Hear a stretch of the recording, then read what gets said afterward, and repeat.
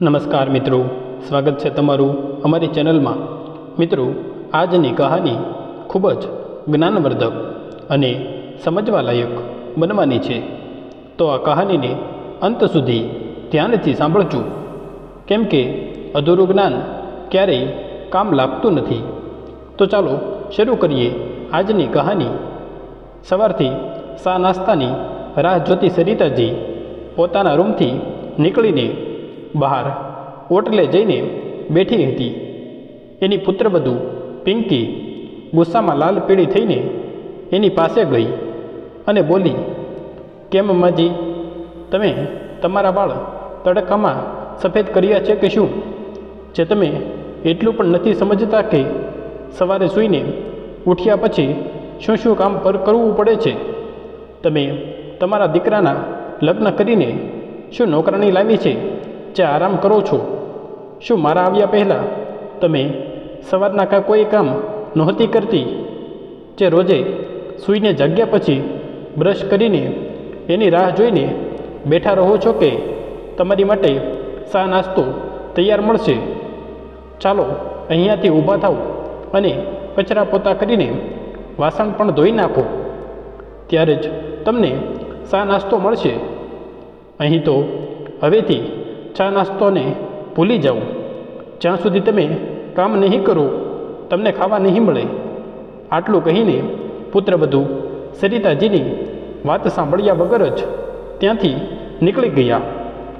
હકીકતમાં સરિતાજી તો ક્યારેય પણ સવારે મોડા સુધી નહોતી સૂતી અને કોઈ કામ કોઈના પર ના રાખતી। એ પોતાનું બધું કામ પોતે જ કરતી અને થોડા દિવસોથી એને સવારે સવારે રોજે ચક્કર આવવા લાગતા। એ કંઈ પણ કામ કરવા માટે નમતી તો લાગતું કે હમણાં ચક્કર ખાઈને પડી જશે, એટલા માટે એને હિંમત નહોતી થતી કે એ પહેલાંની જેમ ફટાફટ કામ કરી લે।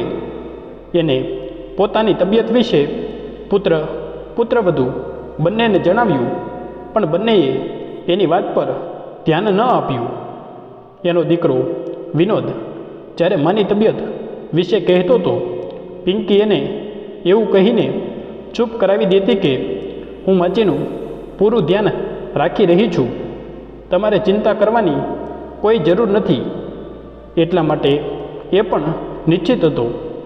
સરિતાજીના લગ્ન 13 વર્ષની ઉંમરમાં જ હરિપ્રસાદજી સાથે થઈ ગયા હતા, ત્યારે એ પણ નહોતી જાણતી કે પિયર શું હોય છે અને સાસરું શું હોય છે। એના મનમાં બધાના પ્રતિ પ્રેમ ભર્યો હતો। એનો એ જ વ્યવહાર એના સસરાવાળાના મનને મોહી ગયો હતો।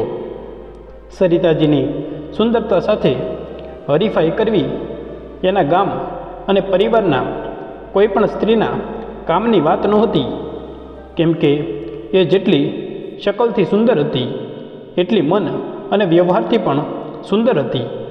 અહીંયા સુધી પુત્રવધુ પિંકી પણ એની સામે સુંદર નહોતી દેખાતી। આ વાત પિંકી સામે ઘણા લોકો સરિતાજીને કહી દેતા, બસ પછી તો પિંકીના મન શરીરમાં માનો એની વાત સાંભળીને આગ જ લાગી જતી। એટલા માટે એ ખુદ આરામ કરતી અને વધારે કામ સરિતાજી પાસે કરાવતી। સરિતાજી પણ પોતાના ઘરના કામ કરવામાં કેવી શરમ એવું વિચારીને હંમેશા કામ કરતી રહેતી। પણ હજી થોડા દિવસો થયા હતા એને ચક્કર આવવાના, એટલા માટે એ કામ નહોતી કરી શકતી। પણ પુત્રવધુ પિંકીએ ઘરે તાંડવ મચાવી દીધું હતું, તો પણ સરિતાજી જેટલું બનતું એ કામ કરતી રહેતી। પરંતુ જ્યારે વધારે તબિયત ખરાબ લાગવા લાગતી તો એક દિવસ એ પોતાની પથારી પરથી ઊભી ન થઈ શકી। પિંકી ફરીવાર બડબડ કરતી એના રૂમમાં ગઈ। ત્યાં જઈને જોયું તો સરિતાજીની આંખો ખુલ્લી હતી। એને શ્વાસ પણ ખૂબ ધીરે ધીરે ચાલતો હતો અને હાથ પગ પણ નહોતી ચલાવી શકતી। પોતાની સાસુમાની હાલત જોઈને હંમેશા બડબડ કરવાવાળી પિંકી આજે ડરી ગઈ અને રોતા રોતા પોતાના પતિ વિનોદને બોલાવવા લાગી અને એને કહ્યું કે માજીની તબિયત વધારે ખરાબ થઈ ગઈ છે, ચાલો એને તરત ડૉક્ટર પાસે લઈ જઈએ. વિનોદે એમ્બ્યુલન્સને ફોન કર્યો. એમ્બ્યુલન્સ પણ તરત આવી ગઈ. એને તરત હોસ્પિટલમાં એડમિટ કરી દીધા. હવે વિનોદ ડૉક્ટરને રોઈ રોઈને કહી રહ્યો હતો કે મારી માનો ઈલાજ સારી રીતે કરજો. પૈસાની ચિંતા ન કરતા ડૉક્ટરે એને સાંત્વના આપી અને સરિતાજીનો ઈલાજ શરૂ કર્યો. ડૉક્ટરે કહ્યું સરિતાજીને બ્રેઇન હેમરેજ થઈ ગયું છે. વિનોદે પોતાની માની સેવા પૂરા મનથી કરી. પૂરા 15 દિવસ પછી સરિતાજીને હોસ્પિટલથી રજા આપી દેવામાં આવી. હવે પિંકીને ખબર પડી કે સરિતાજીના ઈલાજમાં ઘણા બધા પૈસા ખર્ચાઈ ગયા છે, તો એ સરિતાજી સાથે ક્યારેય સારી રીતે વાત નહોતી કરતી. એને હંમેશા મેણા મારતી. જ્યારે વિનોદે હોસ્પિટલમાં જેટલો ખર્ચો થયો હતો એનું આખું બિલ લાવીને પૈસા લઈ લીધા. જ્યારે આ વાતની જાણ ફરીવાર પિંકીને થઈ તો એણે એને સરિતાજી પાસે માફી માંગવાનું તો દૂર, એણે એને મેણા મારવાનું પણ ના છોડ્યું. પુત્રવધૂના મેણાથી પરેશાન થઈને સરિતાજીએ એક દિવસ પોતાની બહેનપણી મીરાને ફોન કર્યો. મીરાજીએ વાતો વાતોમાં સરિતાજીને જણાવ્યું કે એ પોતાનું રોજિંદા જીવનનું કામ વિડીયો બનાવીને યુટ્યુબમાં નાખે છે, જેનાથી એને સારા પૈસા મળી જાય છે. એના પછી બીજી પણ વાતો કરી અને ફોન મૂકી દીધો. એ દિવસે સરિતાજીને પોતાની બહેનપણી સાથે વાત કરીને સારું લાગતું હતું, એટલા માટે એ થોડી ખુશ દેખાતી હતી. સરિતાજીને ખુશ જોઈને પિંકીનો ગુસ્સો 7મા આકાશે પહોંચી ગયો. એ હવે સરિતાજી પર દિવસે ને દિવસે વધારે અત્યાચાર કરવા લાગી. એક તો બીમારીને કારણે સરિતાજી એમ પણ પરેશાન રહેતી, બીજી બાજુ પોતાની પુત્રવધૂના રોજના બોલાચાલીથી પરેશાન રહેવા લાગી. ત્યારે એને અચાનક યાદ આવ્યું કે એણે બહેનપણી મીરાએ યુટ્યુબ વિશે કંઈક કહ્યું હતું, એના માધ્યમથી પૈસા કમાઈ શકાય છે. એણે બીજા દિવસે ફરીવાર મીરાને ફોન કર્યો અને પૂછ્યું કે યુટ્યુબ વિશે શું વાત કરી રહી હતી. ત્યારે મીરાએ કહ્યું, તું એવું કર, 1-2 દિવસ માટે મારી પાસે આવી જા, હું તને બધું સમજાવી દઈશ. પછી તું ઈચ્છે તો ઘણું બધું કરી શકે છે.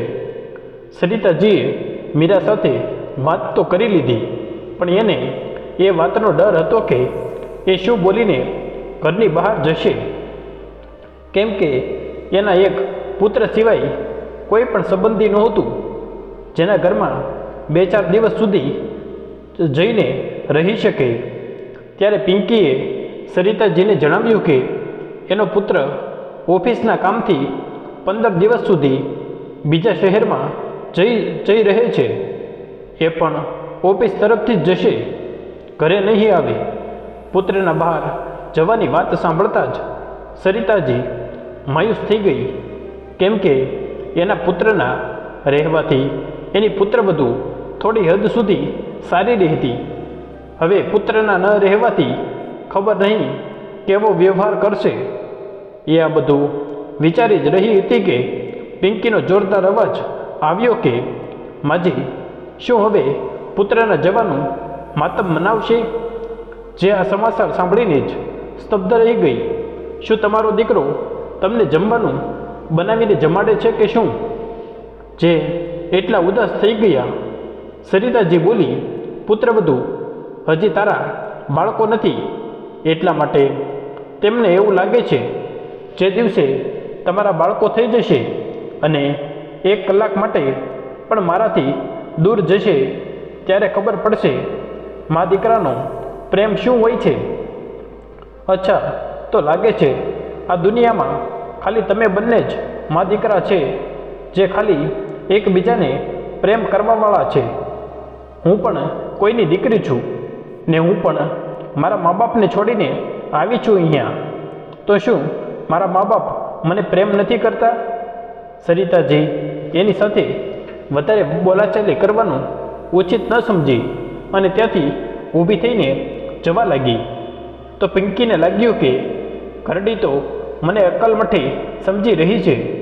એવું સમજીને એણે સરિતાજીનો હાથ પકડ્યો અને પાછળ ખેંચીને મરોડી નાખ્યો અને બોલી, કેમ ગરડી, મેં તને સવાલ કર્યો હતો, તું જવાબ આપ્યા વગર જ ત્યાંથી જવાનું કેવી રીતે વિચારી લીધું?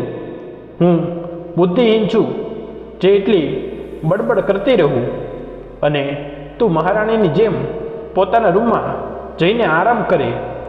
શરમ ન આવી હરકત કરતા. સરિતાજી કંઈ પણ ના બોલી શકી, કેમ કે એને સમજમાં નહોતું આવી રહ્યું કે પુત્રવધૂએ વાતનો પહાડ કેમ બનાવ્યો. જ્યારે હમણાં સુધી તો બધું સારું ચાલતું હતું. એણે જ્યારે પોતાના મનમાં નક્કી કરી લીધું કે પુત્રવધૂને જેવું મન કરે એ પોતાની મરજીથી રહેશે, જેથી ઘરમાં કોઈ પણ પ્રકારનો ઝઘડો ન થાય. પણ પિંકીનો ઈરાદો તો કંઈક અલગ જ હતો. એ સમજી ગઈ હતી કે હવે ઘરડીને પોતાની સાથે રાખવામાં કોઈ ફાયદો નથી, કેમ કે હવે તો એને રોજે દવા જોઈએ છે, જેમાં ખાલી એના પૈસા ખર્ચ થવાના છે. એનાથી સારું તો એ થશે કે આ ઘરડીને ગમે તે કરીને એનો પુત્ર વિનોદે જ, જે શ્રવણકુમારની જેમ એની સેવા કરે છે, એના આવ્યા પહેલાં જ ઘરેથી હંમેશા માટે બહારનો રસ્તો બતાવી દેવામાં આવે. પણ કેવી રીતે એને સમજમાં નહોતું આવતું. ત્યારે એના ફોનમાં એક નોટિફિકેશન આવી, જેમાં લખેલું હતું, પુત્રવધૂએ સાસુમાને થોડા પૈસા માટે વહેંચી દીધી.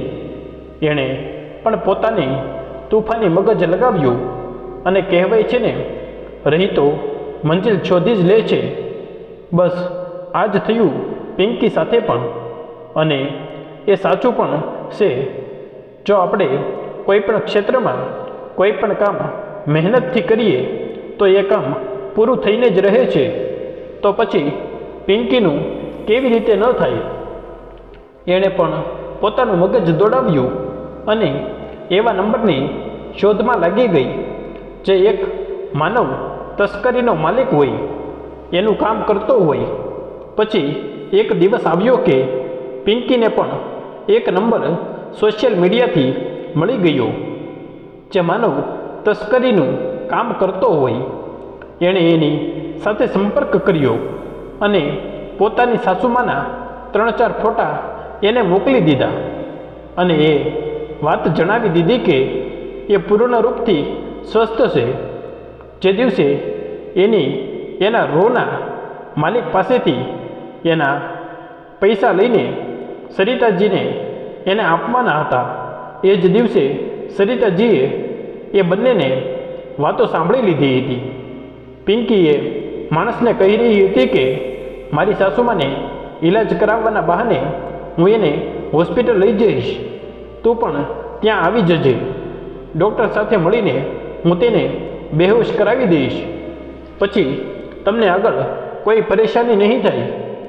સરિતાજીએ જ્યારે એની બધી વાતો સાંભળી તો એણે પોતાની પુત્રવધૂને કંઈ પણ ના કહ્યું અને ચૂપચાપ પોતાના કપડાં અને થોડા પૈસા જે એની પાસે હતા એને એક પોટલીમાં રાખી અને નીકળી ગઈ એના ઘરેથી.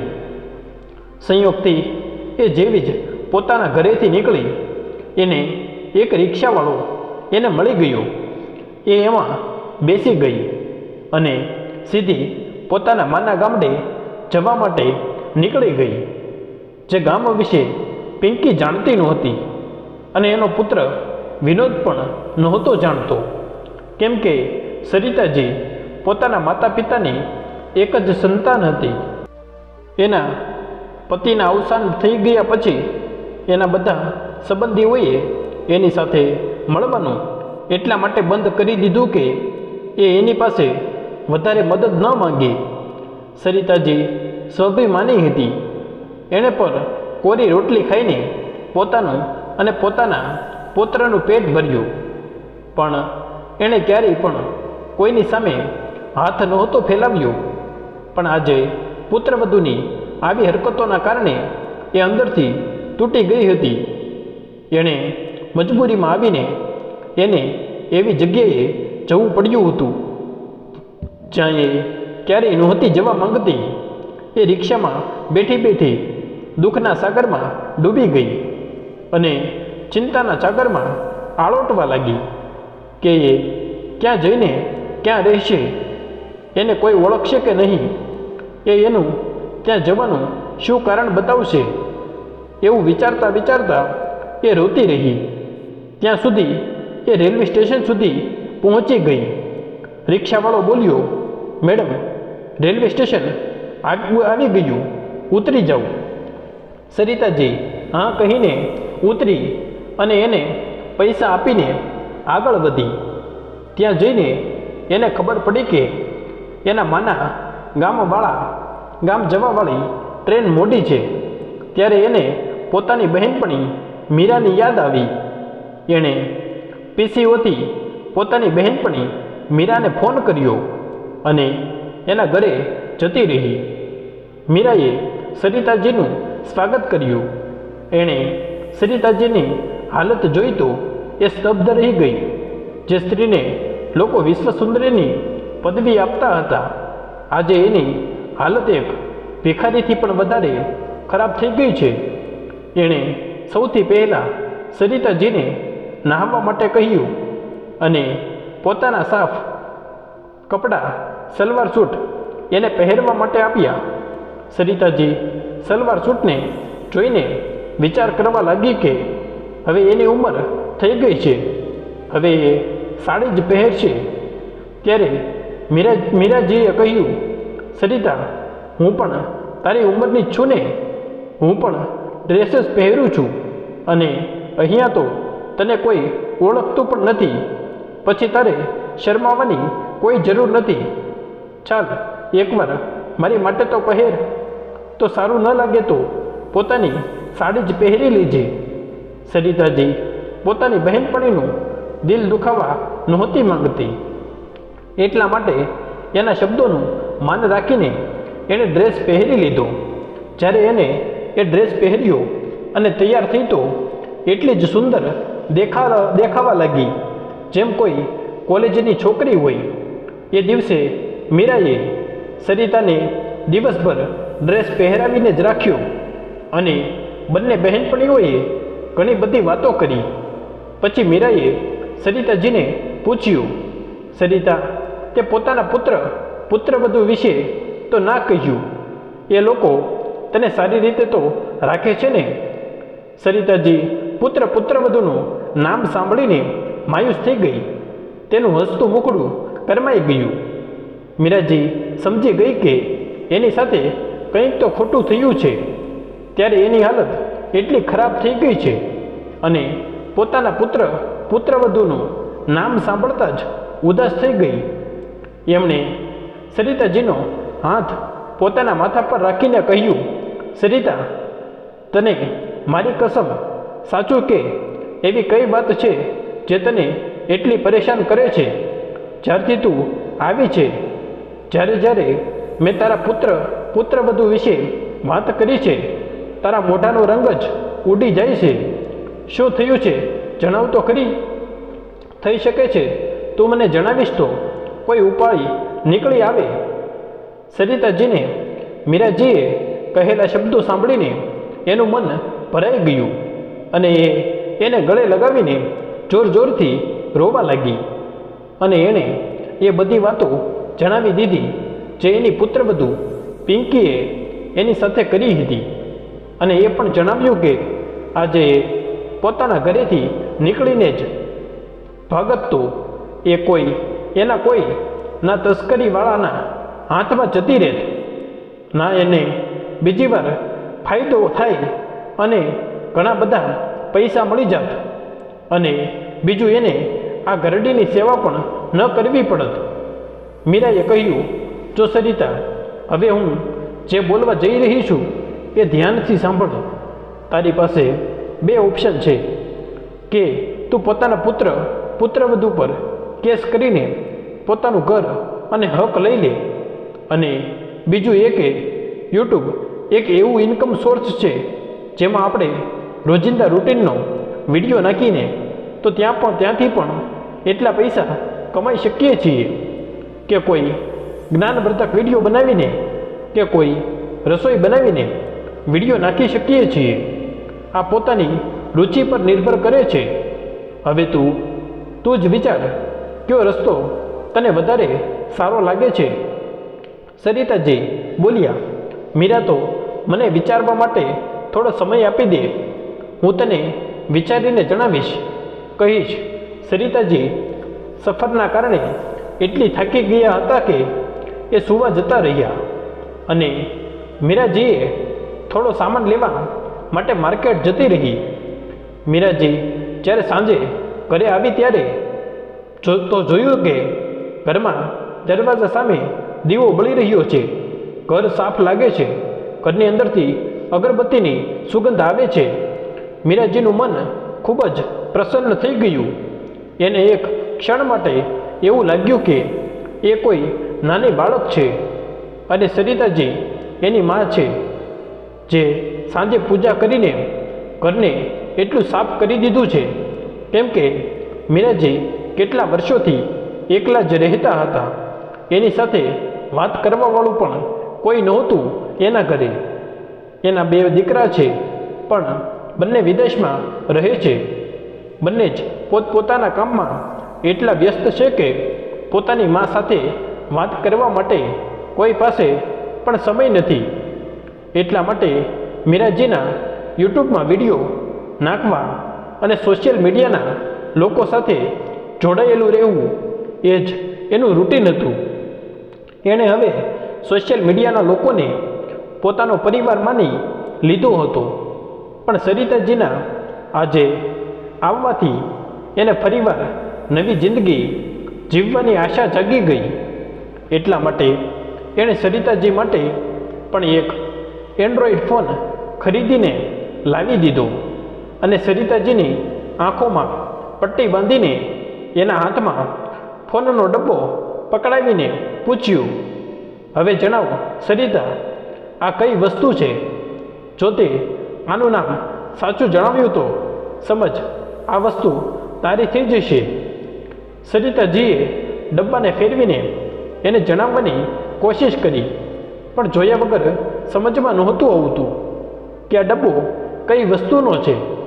જ્યારે સરિતાજીના જણાવી શકી તો મીરાએ કહ્યું, જો સરિતા, આ વસ્તુ એમ તો તારા માટે જ છે, પરંતુ હવે તું ના જણાવી શકી એટલા માટે હું તારી આંખો તો ખોલી દઈશ, પણ તને આ સામાનની બદલે 5 થપ્પડ માર ખાવો પડશે, કેમ કે તું આ ઓળખી ન શકી. સરિતાજી બોલ્યા, સારું, મારી લેજે, પરંતુ મારી આંખો તો ખોલ. હવે મીરાજીએ સરિતાની આંખોની પટ્ટી ખોલી. સરિતાજીએ જ્યારે ફોનનો ડબ્બો જોયો તો એ સ્તબ્ધ રહી ગઈ. એણે કહ્યું, મીરા, તું એટલો મોંઘો ફોન લાવી છે, એ પણ મને પૂછ્યા વગર. અરે ચાલ, એ બધી વાતો પછી પહેલાં તું માર તો ખાઈ લે. આટલું કહીને એને મારવા દોડ્યા તો સરિતાજી પણ ચાલાક હતી. એ પણ આમ તેમ ભાગવા લાગી.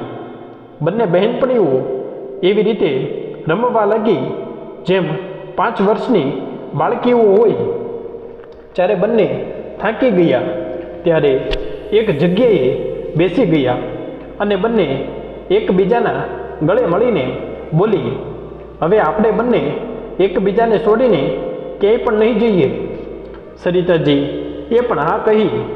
હવે મીરાજીએ સરિતાજીને એક એન્ડ્રોઈડ ફોન ગિફ્ટ કર્યો, કેમ કે એ જાણતી હતી કે સરિતાજીને ઓપ્શન નંબર 2 જ પસંદ આવશે, કેમ કે સરિતા ખૂબ જ કોમળ દિલની હતી. એ પોતાના પુત્ર સાથે ખૂબ પ્રેમ કરે છે. પુત્રવધૂને સજા આપવા માટે એ પોતાના પુત્રને દુઃખી નહોતી કરી શકતી. એટલા માટે એણે એની માટે એક ફોન લાવીને આપ્યો, જેથી એ પણ કોઈ વિડીયો બનાવીને નાખે અને પોતાનો ખર્ચો ઉઠાવી શકે. સરિતાજીના લગ્ન નાની ઉંમરમાં થઈ જવાના કારણે એ જાજુ ભણેલા નહોતા. એને ભણવાનો ખૂબ શોખ હતો, પણ ઘર ગૃહસ્થી, સાસુ સસરા, પતિ અને બાળકોની વચ્ચે વસીને રહી ગઈ. એટલા માટે ઘરના કામ પતાવ્યા પછી પણ વધારે ભજન ગાતી. એણે મીરાજીને કહ્યું કે એ ભજન ગાઈને યુટ્યુબ પર વિડીયો બનાવીને મૂકવા માંગે છે. તો મીરાજીએ એની માટે બધું સેટઅપ તૈયાર કરી દીધું. હવે બંને બહેનપણીઓ મળીને ઘરના બધા કામ કરતી. એ વચ્ચે મીરાજી વિડીયો પણ બનાવતી, કેમ કે એ રોજિંદા રૂટીનનો વિડીયો બનાવતી હતી. સરિતાજી ઘરના કામ પતાવીને એકથી સારા એક ભજન પોતાના મોઢે ગાતી અને એનો વિડીયો બનાવતી હતી. મીરાજીએ સરિતાજીને શીખવાડી દીધું હતું કે કેવી રીતે વિડીયો અપલોડ કરી શકાય. સરિતાજીએ ખાલી 2 જ વિડીયો અપલોડ થયા હતા અને વિડીયો વાયરલ થવાના શરૂ થઈ ગયા. એની ચેનલમાં જે પ્રોસેસ કરવાની હતી એ બધી પ્રક્રિયા મીરાજીએ કરી દીધી અને બીજા મહિનાથી જ એને પૈસા મળવાના શરૂ થઈ ગયા. હવે તો મીરાજી અને સરિતાજી બંને જ ખુશ રહેવા લાગ્યા. એક દિવસ પિંકીએ ફોનમાં જોયું કે એની સાસુમાં ભજનવાળા વિડીયો નાખી રહી છે અને બધા વિડીયોમાં મિલિયનમાં વ્યૂ આવે છે. તો એની હાલત તો એવી થઈ ગઈ કે કાપો તો લોહી નહીં, કેમ કે એણે પોતાના પતિને કહી દીધું હતું કે જ્યારે એ ઓફિસના કામથી બહાર ગયા હતા ત્યારે એની માં એટલો હંગામો કર્યો કે એ પોતાની ભાન ભૂલી ગઈ, કેમ કે બ્રેઇન હેમરેજને કારણે એ પાગલ થઈ ગઈ અને 4 લોકોના પકડવાથી પણ એ પકડમાં ન આવી અને પોતાની જાતને છોડાવીને એ એવી ભાગી કે ક્યાં ગઈ એ કોઈને ખબર જ ન પડી. બિચારો એનો દીકરો વિનોદ હજી સુધી પોતાની જાતને જ દોષી માને છે કે કાશ એ પોતાના ઓફિસ કામથી બહાર ન ગયો હોત તો કદાચ એની માં એની પાસે હોત. એ પોતાની જાતને પોતાની માના ખોવાઈ ગયાનો દોષી માની રહ્યો છે અને દુઃખી થતો રહે છે. પણ જ્યારે પિંકીએ સરિતાજીનો વિડીયો જોયો તો એણે તો પોતાના ફોનથી એને કાઢી નાખ્યા અને જ્યારે વિનોદ ઘરે આવ્યો ત્યારે એના ફોનમાંથી પણ સર્ચ કરીને એ ચેનલને હટાવી દીધી. પણ કહેવાય છે ને, હકીકતને કેટલી પણ છુપાવો પણ એક દિવસ તો એ સામે આવીને જ રહે છે. બસ આ જ થયું પિંકી સાથે પણ. થોડા દિવસ પસાર થયા પછી પિંકી પણ ભૂલી ગઈ કે એની સાસુમાની કોઈ ચેનલ છે. પણ વિનોદના ઓફિસમાં કામ કરવાવાળા કર્મચારી જે વિનોદની માં સરિતાજીને ખૂબ સારી રીતે જાણતા હતા, એણે વિનોદને કહ્યું, સર જુઓ, આ તમારી માતાજી છે ને, કેટલા સુંદર ભજન ગાઈ રહી છે અને એના વિડીયો એટલા જલ્દી વાયરલ થઈ રહ્યા છે.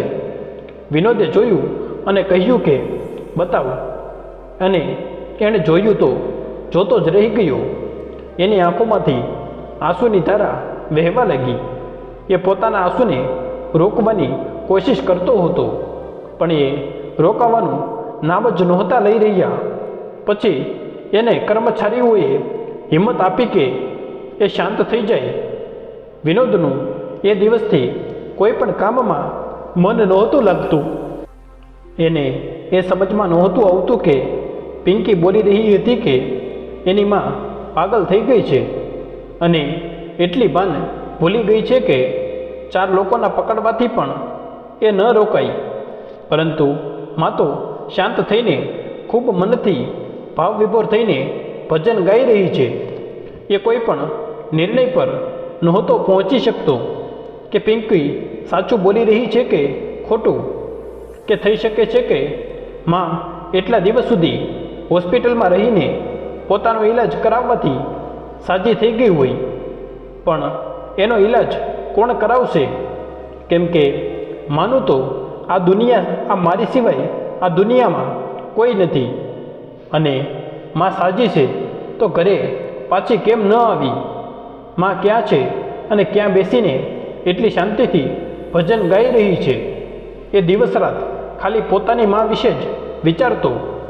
પિંકી પોતાના પતિના બદલેલા વ્યવહારથી પરેશાન હતી, કેમ કે એને શું થયું છે એ એને વારે વારે પૂછતી કે એને શું થયું છે, પણ વિનોદ એને કંઈ પણ ના કહેતો.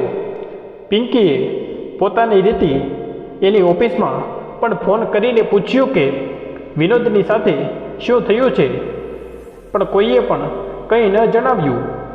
એક દિવસ વિનોદના નંબરમાં મીરાજીનો બ્લોગવાળો વિડીયો પણ આવ્યો, જેમાં સરિતાજી પણ હતી. સરિતાજી મીરાજી સાથે પોતાની સગી બહેનની જેમ હસી મજાક કરતી હતી. એ વિડીયોમાં દેખાણી વિનોદના મનમાં એક શાંતિ થઈ કે એની માં જ્યાં પણ છે ખુશ છે, પરંતુ એ પોતાની માને મળવા માંગતો હતો. એક દિવસ મીરાજી અને સરિતાજી દરિયા કિનારે ફરવા ગયા હતા. ત્યાં વિનોદ પણ પિંકી અને થોડા મિત્રો સાથે ગયો હતો. પિંકીએ સરિતાજીને જોઈ લીધા, પરંતુ એ નહોતી ઈચ્છતી કે વિનોદ એને જોવે, નહીં તો એની બધી પોલ ખુલી જાત. એટલા માટે એ કોશિશ કરતી હતી કે વિનોદ એને ન જોવે, અને એ વિનોદને એનાથી દૂર લઈ ગઈ. પણ એ જ કર્મચારી જે વિનોદની માને સારી રીતે ઓળખતો હતો, એણે સરિતાજીને ઓળખી લીધા, અને સરિતાજીને જોઈને વિનોદને ફોન કરીને કહી દીધું કે એની માં અત્યારે અહીંયા આવેલી છે, તમે જલ્દીથી અહીંયા આવી જાઓ, નહીં તો જતા રહેશે. અને એ એના પર નજર નાખવા લાગ્યો. વિનોદ પિંકીને હમણાં આવું છું કહીને ચૂપચાપ તદી એકલો જતો રહ્યો. જ્યાં સરિતાજી હતા ત્યાં સુધીમાં સરિતાજી મીરાજી સાથે ફરીને પાછા જવા લાગ્યા હતા. જેવા સરિતાજીએ પોતાના પગ કારમાં મૂકવા ગયા, વિનોદ એના પગ પકડીને રોવા લાગ્યો. સરિતાજી જલ્દીમાં પડવા લાગી ત્યારે કર્મચારીએ સરિતાજીને સંભાળી લીધા. સરિતાજીએ નીચે જોયું તો પોતાના દીકરાને જોઈને એની આંખોમાં પણ આંસુ આવી ગયા. વિનોદ બોલ્યો, માં, મને છોડીને તમે ક્યાં જતા રહ્યા હતા? અને આ આંટી કોણ છે? ત્યારે સરિતાજી બોલી, બેટા, હું તમે ખુશ જોવા માંગતી હતી, એટલા માટે તને અને તારી દુનિયાને છોડીને ખૂબ દૂર જતી રહી, જેથી તમે બંને ખુશી ખુશી રહી શકો. વિનોદ બોલ્યો, માં, હું સમજી ન શક્યો, તમે શું કહો છો? સરિતાજી બોલી, બેટા, અત્યારે અમારી પાસે ટાઈમ નથી, તો તારે હકીકત જાણવી હોય તો આ એડ્રેસ પર આવી જજે, તને બધી હકીકતની જાણ થઈ જશે. આટલું કહીને એ બંને કારમાં બેસીને જતી રહી. વિનોદે એ એડ્રેસને ચૂપચાપ પોતાના ખિસ્સામાં રાખી લીધું અને પિંકીને કંઈ ન કીધું. બીજે દિવસે વિનોદ પોતાની માના જણાવેલા એડ્રેસ પર પહોંચી ગયો. સરિતાજીએ એને બધી વાતો જણાવી અને એ પણ કહ્યું કે તું મારા કારણે પોતાનો સંબંધ ખરાબ ન કરતો દીકરા. હવે હું એટલું કમાઈ લઉં છું કે પોતાનું પેટ આરામથી ભરી લઉં છું, અને હર મહિને અનાથ આશ્રમ અને વૃદ્ધાશ્રમમાં દાન કરી દઉં છું. પોતાના પુત્રવધુ પાસે જતી તો એ જિંદગી એના માટે નરકની સમાન થઈ જતી. ભલે એ કાનૂન અધિકાર પૂર્ણ નહોતી અને આજે જે પોતાના પગ પર ઊભી થઈને ખાઈ રહી છે એ કોઈ સ્વર્ગના સુખથી ઓછું નથી.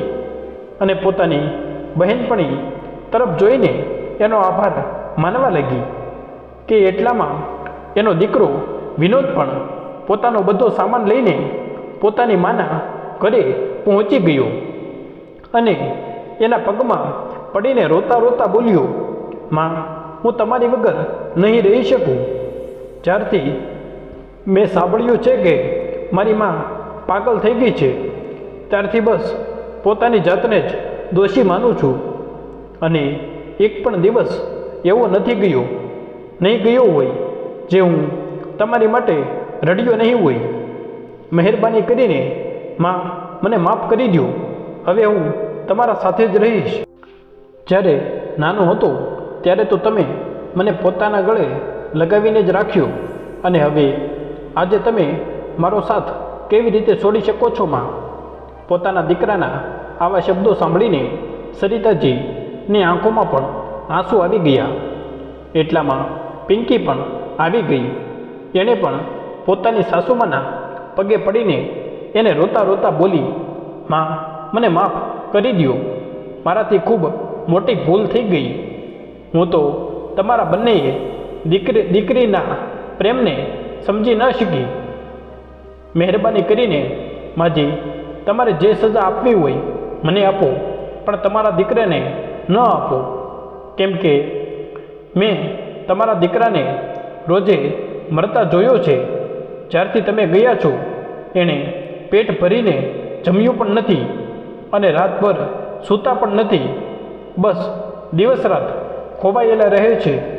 ખબર નહીં કંઈ પૂછવા પર કોઈ પણ જવાબ નથી આપતા અને ઘરમાંથી તમે ગયા છો તો એવું લાગે છે કે ઘરમાં કોઈ છે જ નહીં. મારી વારે વારે એની સાથે વાત કરવા પર એ એક બે પ્રશ્નોના જવાબ હા કે નામાં આપે છે. બાકી સમયમાં ખાલી ચૂપ જ રહે છે. તમે જ્યારથી ગયા છો ત્યારથી હું ખાલી પશ્ચાતાપની આગમાં બળું છું. કાશ મેં એવું ખોટું કામ ન કર્યું હોત. સાસુમાંથી તો હાથ ધોઈ બેઠી, પતિથી પણ હાથ ધોઈ બેઠી. હવે મારી દુનિયા પણ વિરાન થઈ ગઈ છે માજી. સરિતાજીના પગમાં પડીને માફી માંગવા લાગી. ત્રણેયની હાલત જોઈને મીરાજીથી રહેવાણું તો તેણે કહ્યું, સરિતા, જ્યારે એને પોતાની ભૂલનો અહેસાસ થઈ ગયો છે તો માફ કરી દે, નહીં તો મારી હાલત તો જોઈ જ રહી છે. મારા પણ બે પુત્ર છે, પણ હું એકલી થઈ ગઈ છું. સરિતાજી એકવાર માટે પુત્રના પ્રેમમાં ફસાઈ ગઈ હતી, પણ મીરાજીના શબ્દો એને પોતાની જાતને સંભાળવાની તક આપી. એણે કહ્યું, નહીં મીરા, આપણે વચન લીધું છે કે એકબીજાનો સાથ ક્યારેય નહીં છોડીએ. તો પછી એને અહીંયા રહેવું હોય તો રહે, જેમ કહેવું હોય એમ રહે. હું તને છોડીને ક્યાંય પણ નહીં જાઉં. ત્યારે વિનોદ બોલ્યો, તો માં, એમાં પ્રોબ્લેમ્સ જેવી કોઈ વાત નથી. માં સાથે માછી પણ મળી જાય પછી શું કહેવું? અને બધા લોકો જોર જોરથી હસવા લાગ્યા. હવે બધાની આંખો પિંકી તરફ હતી કે એની શું પ્રતિક્રિયા હશે. તો એ બોલી, માં, મને કોઈ પરેશાની નહીં થાય, કેમ કે મને બે સાસુમાં જે મળશે. જો નાની એવી પણ ભૂલ થશે તો બંને તરફથી કાન બંને સાસુમાં પકડીને ખેંચશે તો હું જલ્દી સમજી જઈશ. સરિતાજીએ કહ્યું, બધું તો સારું, પણ બેટા, અમે બંને બહેનપણીઓ આ જ ઘરમાં રહીશું અને તમે બંને પોતાના ઘરમાં જ્યારે જ્યારે તમારું મન કરે અમને મળવા આવી જજે. અમારું મન કરશે તો અમે તને મળવા આવી જઈશું, પણ એક સાથે નહીં રહીએ. ત્યારે વિનોદ બોલ્યો, કેમ માં? ત્યારે સરિતાજી બોલી, અરે, અમારે યુટ્યુબથી પૈસા જે કમાવા છે, તમે ત્યાં ડિસ્ટર્બ કર્યા તો કે પછી તમારા બાળકો અમને ડિસ્ટર્બ કરશે તો અમે વિડીયો કેવી રીતે બનાવી શકીશું? બધા લોકો પેટ પકડીને જોર જોરથી હસવા લાગ્યા અને વિનોદ અને પિંકી પોતાના ઘરે જતા રહ્યા.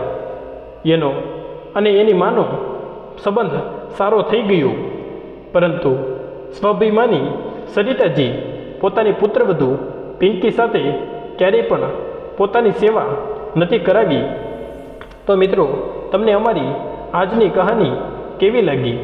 જો પસંદ આવી હોય તો વિડીયોને લાઈક કરી દેજો અને સગા સંબંધી સાથે શેર કરી દેજો તથા કોમેન્ટ બોક્સમાં જય શ્રી કૃષ્ણ લખી દેજો અને ચેનલને સબસ્ક્રાઈબ ન કરી હોય તો ચેનલને અત્યારે જ સબસ્ક્રાઈબ કરી દેજો. જય શ્રી કૃષ્ણ. ધન્યવાદ.